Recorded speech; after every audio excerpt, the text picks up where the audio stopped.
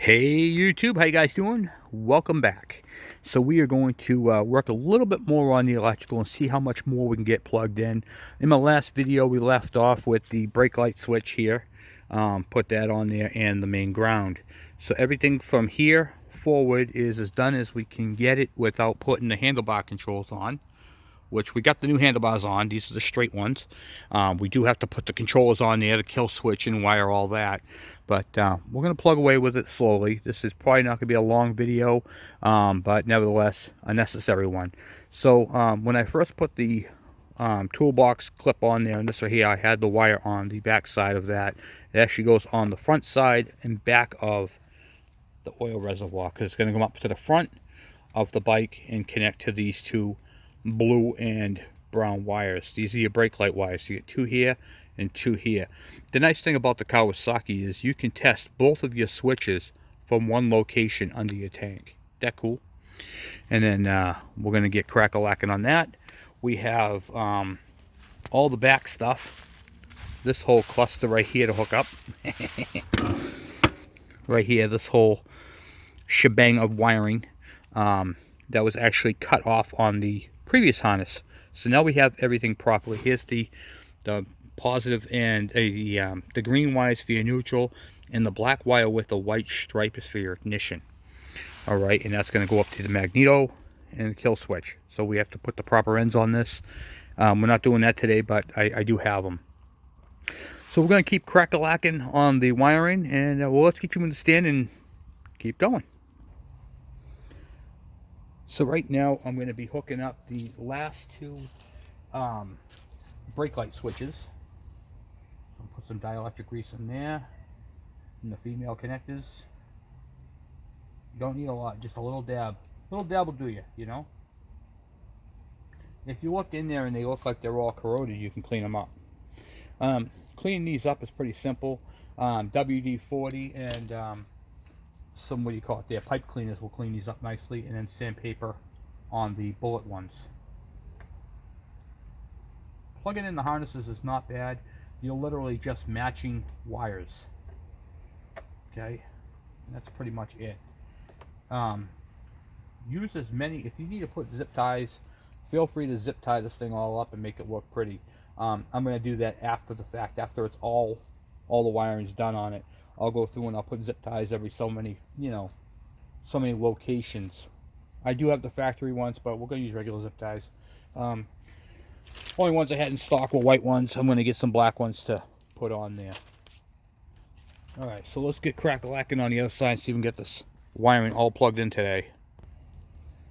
Remember, when you're doing this, you're literally just matching wires. It'd be a lot easier if the seat was out of the way, but everything on this bike right now is basically just regulator, the regulation harness, and we're not putting in the fuse box yet, or the what do you call it there, the lights for the rear.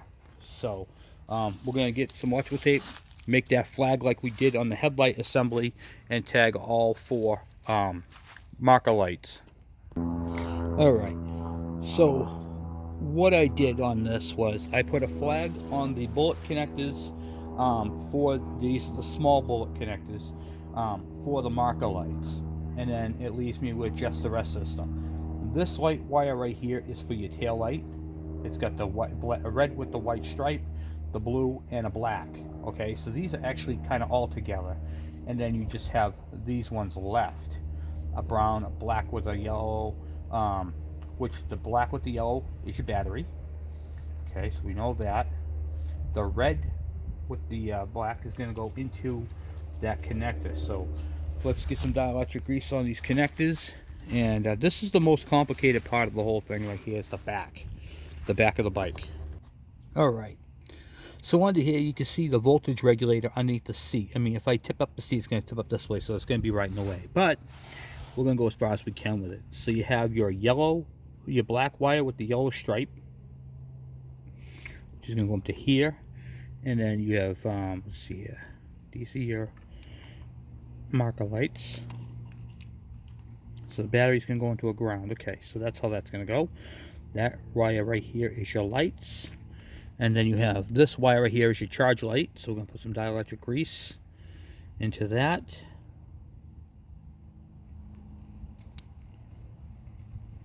Like so.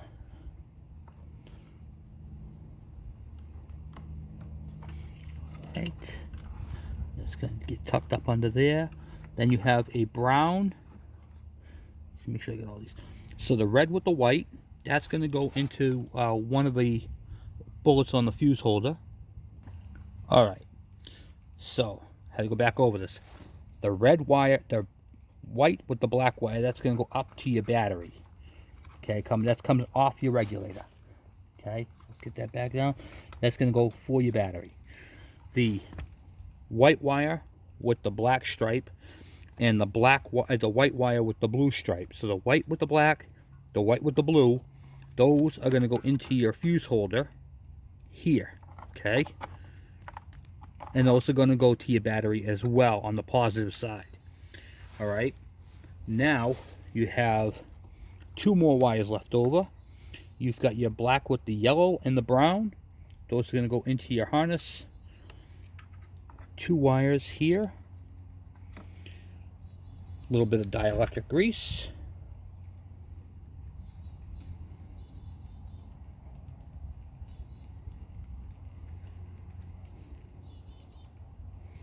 And literally all I'm doing is matching color wires. Okay.